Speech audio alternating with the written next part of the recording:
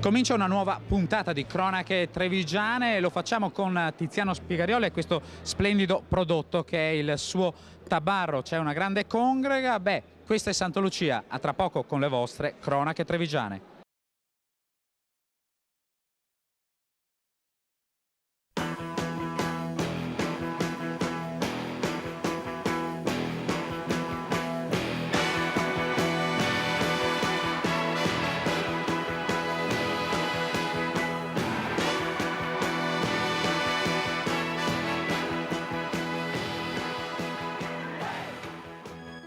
Cronache Trevigiane, un programma in collaborazione con Un'Industria Treviso, Casatella Trevigiana DOP, provincia di Treviso.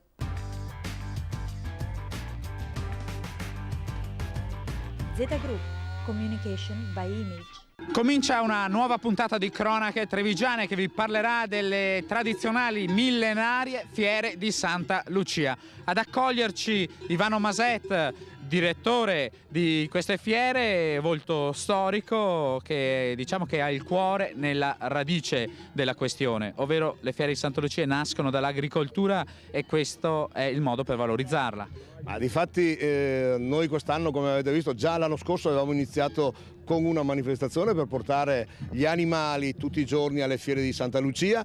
Quest'anno abbiamo fatto la transumanza, ma non anche i cavalli, perché il cuore pulsante delle fiere sono gli animali e chiaramente noi vogliamo ritornare, oltre ai trattori, come abbiamo visto oggi nel corteo c'erano i buoi, vogliamo arrivare a riportare le tradizioni per far conoscere a chi mangia il latte o chi mangia il pollo che il latte non arriva dal frigo, il pollo non esce dal congelatore, però ci sono delle aziende, degli agricoltori che lavorano per portare dei cibi sani nel nostro territorio. Allora, siamo a fine anno, tempo anche di bilanci, l'agricoltura ovviamente soffre di una crisi ma anche soffre un po' di una necessità di fare una rivoluzione. C'è chi dice la filiera deve essere più corta, dobbiamo andare direttamente al consumatore.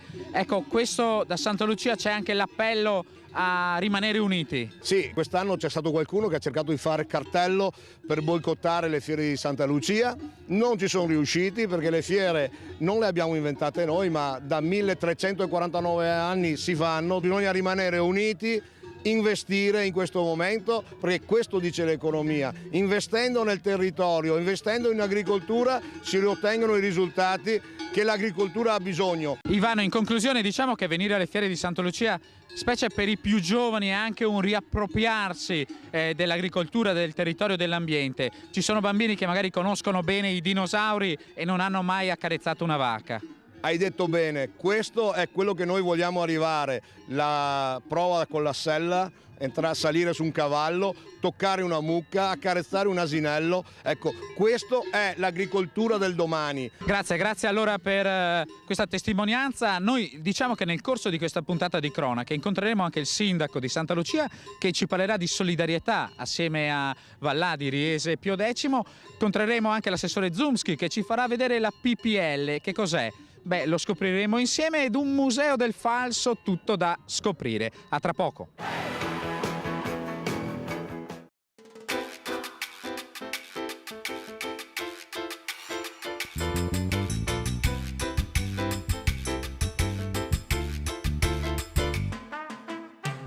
Banca del territorio, banca per il territorio. Veneto Banca è tutto questo. Lo dicono i suoi risultati, ma anche l'attaccamento delle persone che sono al centro della sua missione, come ci spiega l'amministratore delegato Vincenzo Consoli. Veneto Banca è una popolare antica, nasce nel 1877 ed è profondamente radicata nel territorio. I nostri prodotti e anche i nostri servizi sono il frutto del dialogo, ma soprattutto della conoscenza che abbiamo della nostra clientela.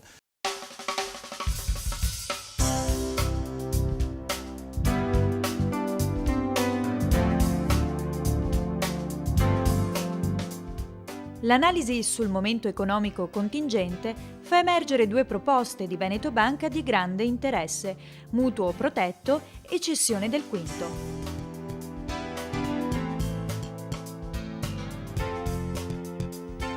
Mutuo protetto è una valida tutela contro gli eventi negativi della vita quotidiana. che potrebbero rendere difficoltoso o impossibile il pagamento delle rate residue del mutuo.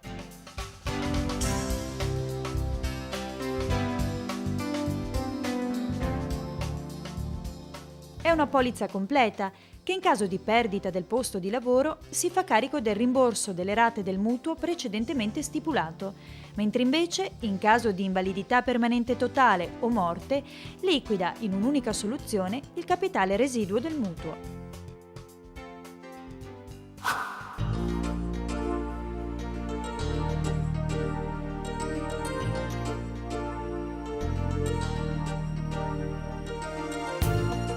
La cessione del quinto, invece, è una formula sempre più ricercata dai lavoratori dipendenti che hanno necessità di reperire dei prestiti personali in modo rapido e sicuro. La cessione del quinto è una facoltà del dipendente prevista per legge e offre numerosi vantaggi: la facilità di erogazione anche con altri finanziamenti in corso, la comodità di rimborso delle rate con trattenuta in busta paga, i tassi contenuti.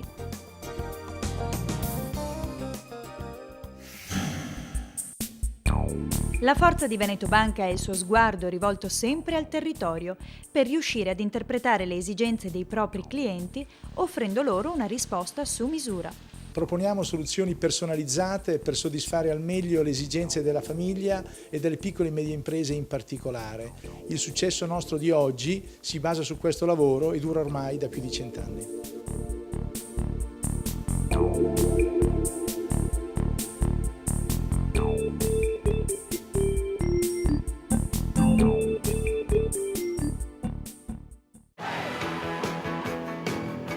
Rientriamo in questo studio ideale ancora alle fiere di Santa Lucia. Sono in compagnia del sindaco di Riese Pio X e del sindaco di Santa Lucia di Piave. Stanno firmando questo coppo, un coppo per Santa Lucia.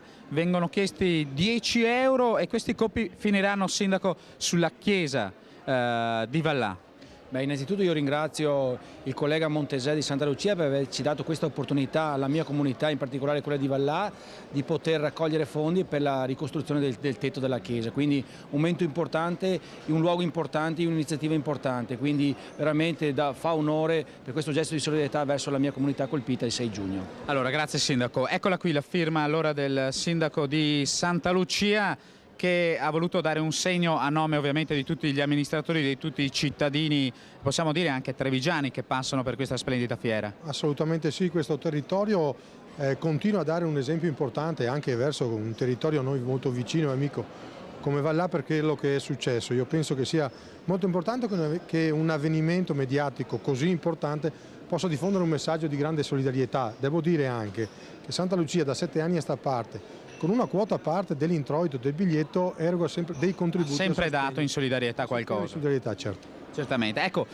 come sempre quando c'è una catastrofe, quando c'è una negatività, riaccende anche delle luci nelle persone, riaccende delle riflessioni. Ecco, queste riflessioni hanno portato comunque molta solidarietà al vostro comune. Beh, sicuramente nella disgrazia, nella calamità si è riacceso veramente una luce importante, quella che c'è sempre stata ma che aumenta, di essere vicini a chi è stato colpito. Quindi tanta solidarietà dai colleghi, dai comuni, da tante iniziative sul territorio che hanno portato ad oggi a circa 230.000 euro che saranno distribuiti in questi giorni alle famiglie più bisognose. E adesso vicino a Natale mi sento un po' più sereno perché abbiamo avuto delle risposte importanti dalle nostre istituzioni. Allora io la ringrazio per questa testimonianza, ed è vero che non avete mai abbandonato, diciamo, siete sempre rimasti sul pezzo, come si dice, per portare a casa quello che è dovuto. E ringrazio davvero tutti i volontari, gli amici che lavorano ogni giorno per queste finalità.